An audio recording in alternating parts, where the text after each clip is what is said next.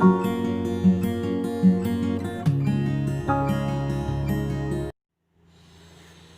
Students, आज की इस वीडियो में हम कुछ बहुविकल्पीय और कुछ अतिलघु क्वेश्चन जो हैं वो सॉल्व करेंगे। ओके, तो चलिए शुरू करते हैं।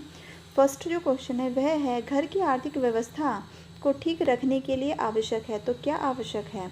तो इसके लिए जो आवश्यक है वह है बजट बनाना। घर की आर्थिक व्यवस्था को ठीक रखने के लिए हमें अपने घर की जितनी भी आय होगी, व्यय होगी, बचत होगी, उसका बजट बनाना बहुत ही ज़रूरी है। सेकंड है, पारिवारिक बजट बनाने के लिए सबसे पहले आवश्यक है। तो क्या आवश्यक है? इसमें आवश्यक है आय व्यय का अनुमान लगाना। बजट बनाने से पहले, अगर हम पारिवारिक बजट बना रहे हैं, इससे पहले हमें अपने घर की कितनी आय है और कितना व्यय है उसका पहले से ही अनुमान लगा लेना चाहिए। नेक्स्ट है, आय व्यय में संतुलन हेतु सबसे उपयुक्त साधन क्या है? तो इनमें जो सबसे उपयुक्त जो बजट होता है वह होता है मासिक बजट।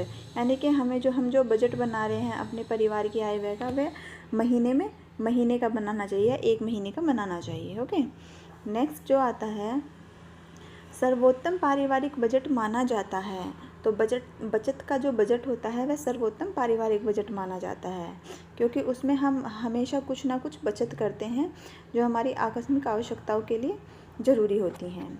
आय व्यय का संतुलन बनाए रखने के लिए किसकी आवश्यकता होती है? आय व्यय का संतुलन बनाए रखने के लिए हमें बजट बनाने की आवश्यकता होती है। गृह व्यवस्था अर्थव्यवस्था को सुचारू बनाने के लिए आवश्यक है। क्या आवश्यक है इनमें से? तो आय के अनुसार व्यय का बजट बनाना तथा उसका पालन करना आवश्यक होता है। जितनी भी हमारे परिवार की आय है और व्यय है उसके अनुसार हम बजट बनाएंगे और उसका हम पालन जरूर करेंगे। ऐसा नहीं है कि बजट बना लिया है और उसे फॉलो नहीं कर रहे हैं। नेक्स्ट है, मासिक बजट बनाना आवश्यक है। क्यों आवश्यक है? ताकि क्या हो, इसमें जो हमारी आय और व्यय होती है उसमें संतुलन बना रहे। अधिकतर क्या होता है, जो हमारे घर में पैसे आते हैं वह मासिक रूप से आते हैं, महीने में एक बार आते हैं। जो लोग जॉब करते हैं, तो आय व्यय जो मासिक बजट होता है वो थोड़ा अच्छा माना जाता है।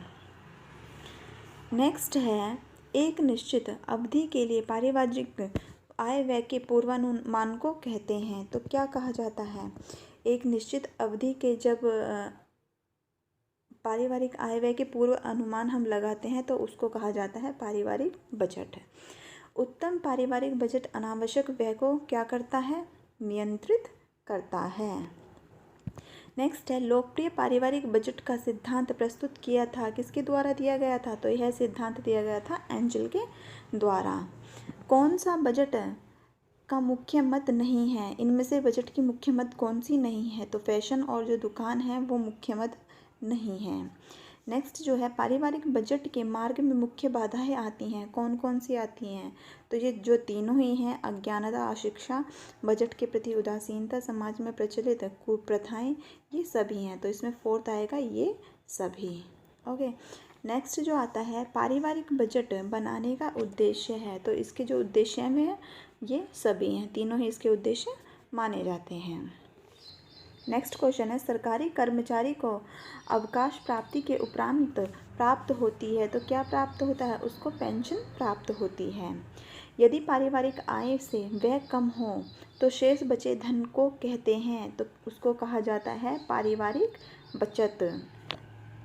नेक्स्ट क्वेश्चन है, निम्नलिखित में से कौन सी वस्तु पूंजी नहीं है? 10 का नोट, फैक्ट्री, भवन, टैक्सी, औजार। तो इसमें से जो पूंजी नहीं है वह है औजार। औजार को किसी पूंजी के अंतर्गत नहीं रखा जाएगा।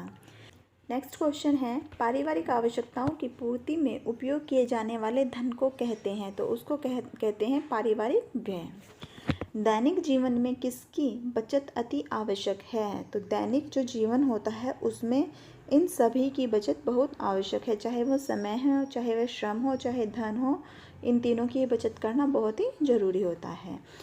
नेक्स्ट है, किसी शुभ अवसर पर दिए जाने वाला चेक कहलाता है। जब किसी भी शुभ अवसर पर हम कोई चेक देते हैं तो क्या कहते हैं? जैसे शादी में देते हैं, बर्थडे में देते हैं, तो क्या कहलाता है? वह कहलाता है उपहार चेक। बैंक में कम से कम कितने रुपए की राशि से खाता खोला जा सकता है? तो बैंक में कम से कम 500 रुपये की राशि से धन का खाता खोला जाता है। संचयी का जमा खाता है किसके लिए? स्कूली बच्चों के लिए। परिवार में किसी सदस्य के दुर्घटनाग्रस्त हो जाने पर होने वाले व्यय को कहते हैं, कौन सा व्यय कहते हैं उसको कहा जाता है आकस्मिक व्यय, क्योंकि हमें पहले से नहीं पता होता है कि किसी के साथ दुर्घटना हो सकती है, तो इसको आकस्मिक व्यय कहा जाता है।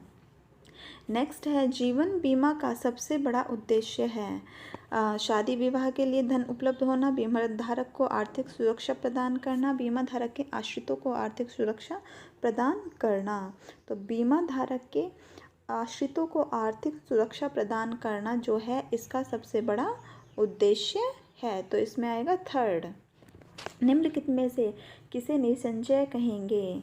तो निम्नलिखित में से इन सभी को निसंचय कहेंगे, चाहे वो धन को ज़मीन में गाड़ना हो, चाहे उपलब्ध धन को तिजोरी में रखना हो, या उसके आभूषण खरीदना हो, तो इसको निसंचय कहा जाता है। तो हमें धन का क्या करना होता है? हमें धन का विनियोग करना होता है, जैसे हमने के चैप्टर में पढ़ा है पूरे में। नेक्स्ट क्वेश्चन है, बचत का मुख्य प्रयोजन है। क्या प्रयोजन होता है? भविष्य की आवश्यक तथा आकस्मिक व्यय के लिए बचत का जो मुख्य प्रयोजन होता है वह यही होता है कि भविष्य में या आकस्मिक कोई भी हमें व्यय करना होगा तो उस बचत को हम वहाँ पे खर्च कर सकेंगे। बचत सुरक्षित रखने का प्रमुख साधन है, तो इसका जो प्रमुख साधन है वह है बैंक में जमा करना। बचत सुरक्षा का साधन है, क्या है? स्वयं के लिए, स्वयं के तथा आश्रितों के लिए, पड़ोसियों के लिए। तो स्वयं के और आश्रितों के लिए बचत करना बहुत ही आवश्यक होता है। तो इस तरह से हमारे ऑब्जेक्टिव जो क्वेश्चन थे वो तो ख़त्म होते हैं। अब हम अति लघु क्वेश्चन करते हैं। जो पहला क्वेश्चन आता है वह आता है, पारिवारिक बजट से आप क्या समझती हैं? ये अति लघु हैं और ये सारे क्वेश्चन आपको अच्छे से याद करने हैं। जो पेपर आता है उसमें अति लघु क्वेश्चन 1-2 नंबर का आता है। ओके, तो पहला देखते हैं, पारिवारिक बजट से आप क्या समझती हैं? पारिवारिक बजट किसी निश्चित अवधि में परिवार के होने वाले आय व्यय को दर्शाने वाला क्या होता है? प्रपत्र होता है। नेक्स्ट क्वेश्चन है, पारिवारिक बजट की एक परिभाषा दीजिए। आपको जो भी परिभाषा लिखवाई गई हैं 2 या 3 उनको आप अच्छे से याद कर लीजिए और उनमें से कोई भी आप एक परिभाषा इसके अंतर्गत लिख सकती हैं। नेक्स्ट क्वेश्चन है, पारिवारिक बजट में प्राथमिकता के आधार पर 3 मदों का उल्लेख कीजिए। तो भोजन, वस्त्र और आवास, ये हमारी 3 मदें होती हैं। बजट बनाना क्यों आवश्यक होता है? आय व्यय तथा बचत की ठीक जानकारी के लिए तथा गृह अर्थव्यवस्था को सुचारू चलाने के लिए क्या होता है? बजट बनाना आवश्यक होता है। नेक्स्ट है, एंजल का सिद्धांत क्या है? तो एंजल का जो सिद्धांत दिया गया है उसके बारे में आपको डिटेल में पढ़ाया गया है, उसमें से आपको थोड़ा शॉर्ट में इसमें लिखना है। एंजल के सिद्धांत के अनुसार पारिवारिक आय बढ़ने पर परिवार द्वारा भोजन पर किए जाने वाले व्यय का जो प्रतिशत होता है वह तो घटता है तथा विलासिता पर होने वाले व्यय का प्रतिशत व्यय बढ़ता है। वस्त्र, आवास, प्रकाश तथा ईंधन आदि पर होने वाले व्यय का प्रतिशत मान सदैव ही स्थिर रहता है, ठीक है, तथा मनोरंजन, शिक्षा और स्वास्थ्य पर किए जाने वाला प्रतिशत जो व्यय मान होता है वह बढ़ जाता है। पारिवारिक बजट का सर्वोत्तम प्रकार कौन सा माना जाता है? तो बचत का जो बजट होता है वह सर्वोत्तम माना जाता है। नेक्स्ट है, पारिवारिक बजट के निर्माण में उत्पन्न होने वाली 2 बाधाओं के बारे में लिखिए। तो कौन कौन सी हैं? अज्ञानता तथा शिक्षा की कमी या शिक्षा का अभाव, बजट के प्रति उदासीनता। नेक्स्ट क्वेश्चन है, मितव्ययता का क्या अर्थ है? मितव्ययता के अंतर्गत कंजूसी तथा फिजूल खर्ची दोनों से ही बचते हुए परिवार में अधिक आवश्यकताओं की पूर्ति का प्रयास करना चाहिए। यही क्या होती है? यही मितव्ययता होती है। ऐसा नहीं है कि मितव्यय बनने के लिए हम कंजूसी करने लगे और अपने परिवार की जो आवश्यकताएं हैं उन्हें अच्छे से पूरा ही ना करें। जिस पारिवारिक बजट में आय से अधिक व्यय प्रावधान हो वह बजट कहलाता है। जिसमें आय कम होगी और व्यय अधिक होगा वह कौन सा बजट कहलाएगा? वह घाटे का बजट कहलाएगा। नेक्स्ट क्वेश्चन है, बैंक में गृहिणियों के लिए उपयोगी खातों के 3 प्रकारों के नाम बताइए। बचत खाता हो गया फर्स्ट, सेकंड हो गया निश्चित अवधि का जमा खाता, थर्ड हो गया संचयी सावधि बचत खाता हो गया। नेक्स्ट क्वेश्चन है, राष्ट्रीय बचत पत्र कहाँ से प्राप्त किए जाते हैं? तो राष्ट्रीय बचत पत्र जो प्राप्त किए जाते हैं वह डाकघर से प्राप्त किए जाते हैं, ठीक है। ये काफ़ी इम्पोर्टेंट क्वेश्चन है, ये पहले भी आ चुका है।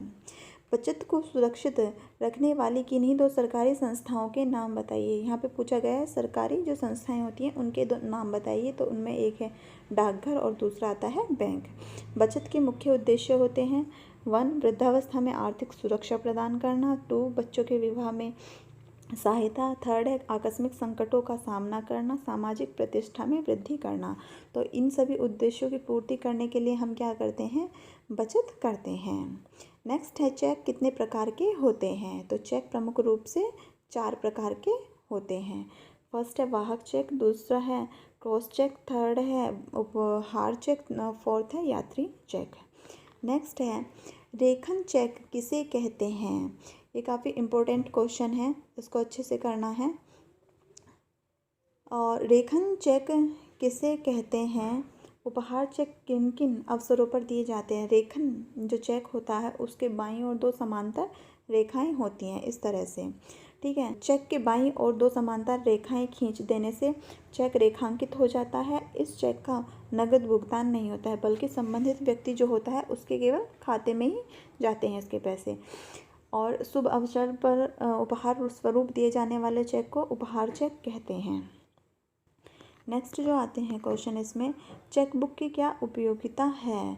तो चेक बुक के माध्यम से धन का लेन देन सरल और सुरक्षित हो जाता है। एक नगर से दूसरे नगर तक धन को भेजना भी क्या हो जाता है, थोड़ा आसान हो जाता है और संभव हो जाता है। नेक्स्ट है बैंक की उपयोगिता लिखिए। तो इसमें हमें बैंक की उपयोगिता लिखनी है। आप बैंक की उपयोगिता है, बैंक का लाभ या बैंक का महत्व भी इसको बोल सकते हैं, तो लिख सकते हैं। बैंक में बचत खाता खोलने से धन पूर्ण रूप से क्या रहता है, सुरक्षित रहता है। निर्धारित इसमें हमें ब्याज में मिलता है तथा आवश्यकता पड़ने पर तुरंत ही बैंक हमें पैसे दे देता है। बैंक में खोले जाने वाले किन्हीं 4 खातों के नाम बताइए। बचत खाता, चालू खाता, सावधि जमा खाता, संचय सावधि जमा खाता। नेक्स्ट है वाहक चेक किसे कहते हैं। वाहक चेक उसे कहते हैं जिससे लेकर कोई भी व्यक्ति बैंक में नगद राशि ले सकता है। वाहक चेक में क्या होता है, जो व्यक्ति होता है बैंक से नगद राशि ले सकता है, लेकिन जो रेखांकित चेक होता है उसमें नगद राशि नहीं मिलती है। जो धन होता है वह केवल आपके अकाउंट में ही जाता है। इस प्रकार का चेक अपने किसी भी विश्वसनीय व्यक्ति को देकर बैंक से धन निकलवाया जा सकता है। फिर आता है इसमें किसान विकास पत्र योजना में कितने समय में धन को दोगुना हो जाएगा। तो किसान विकास पत्र योजना में जमा धन 110 माह में कितना हो जाएगा, दुगुना हो जाएगा। ये भी कैसा है, ये हमारा इम्पोर्टेंट क्वेश्चन है। नेक्स्ट है जीवन बीमा के 2 लाभ बताइए। जीवन बीमा से नियमित बचत की आदत बनती है तथा किसी दुर्घटना में मृत्यु हो जाने पर आश्रितों को कुल बीमा राशि मिल जाती है। ओके, नेक्स्ट है डाकघर में कार्यान्वित की जाने वाली मुख्य योजनाओं के नाम बताइए। ये भी इम्पोर्टेंट है आपका, तो इसको भी आप अच्छे से कर लीजिए। जो बचत योजनाएं मुख्य रूप से डाकघर में की जाती हैं वह होती है बचत खाता, संचय सावधि जमा खाता, राष्ट्रीय बचत पत्र सावधि जमा योजना, मासिक आय योजना तथा वरिष्ठ नागरिक जमा योजना। ओके, तो इस तरह से ये हमारे कुछ क्वेश्चंस थे जो आपको करने हैं। आप इनको सबको अपनी नोटबुक में कर लीजिए और अच्छे से याद कर लीजिए।